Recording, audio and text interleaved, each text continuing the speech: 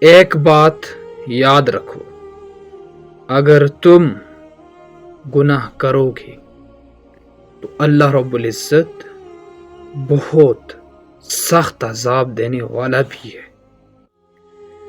اگر تم نیکیاں کرو گے تو اللہ رب العزت بہت مہربان، بخشنے والا، رحم کرنے والا بھی ہے۔ تو اس وجہ سے اب تمہارے اوپر ڈپینڈ کرتا ہے کہ تم کیا کرتے ہو، تم نیکیاں کرتے ہو یا تم گناہ کرتے ہو۔